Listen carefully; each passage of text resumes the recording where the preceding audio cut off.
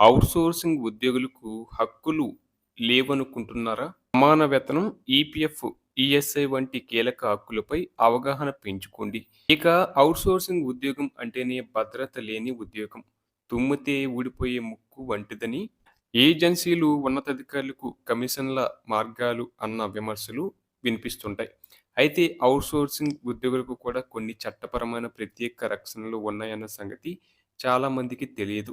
అయితే వాటి అమలుకు సరైన యంత్రాంగం లేకపోవడంతో ఔట్‌సోర్సింగ్ ఉద్యోగుల పాలిట శాపంగా మారింది. ఇక ఔట్‌సోర్సింగ్ ఉద్యోగులకు ఓ ప్రభుత్వ శాఖ నేరుగా నియమించుకోవడం, లేక ఓ థర్డ్ పార్టీ ఏజెన్సీ ద్వారా సిబ్బందిని నియమించుకోవడం జరుగుతుంది. ఆంధ్రప్రదేశ్‌లో మధ్యవర్తుల దోపిడీని అరికట్టడానికి ప్రభుత్వం ఏపీసీఓఎస్ కార్పొరేషన్ ద్వారా నియామకాలు, వేతనాలు అందిస్తుంది. తెలంగాణలో వివిధ ఏజెన్సీల ద్వారా నియామకాలు జరుగుతున్నాయి. ఇటీవల ఏపీ తరహాలో తెలంగాణ ప్రభుత్వం కూడా టీజీ ఔట్‌సోర్సింగ్ నియామకాలు జరుగుతున్నాయి.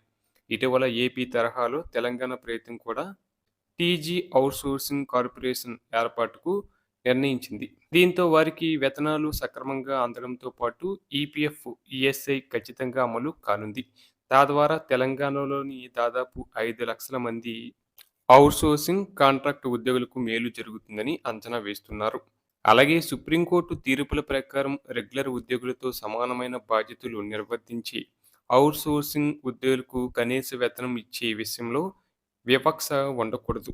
ప్రతి ఔట్‌సోర్సింగ్ ఏజెన్సీ తన ఉద్యోగులకు ఈపీఎఫ్ మరియు ఈఎస్ఐ సౌకర్యాలు కల్పించాలి. జీతం నుండి కట్ చేసిన పీఎఫ్ మొత్తాన్ని ఏజెన్సీ సక్రమంగా డిపాజిట్ చేస్తుందో లేదో ప్రతి నెల చెక్ చేసుకోవాలి. అలాగే ప్రభుత్వం ఇచ్చే నిధుల నుండి ఏజెన్సీలు కమిషన్ తీసుకోవచ్చు. కానీ ఉద్యోగికి రావాల్సిన జీతంలో కోత విధించడం చట్టవిరుద్ధం.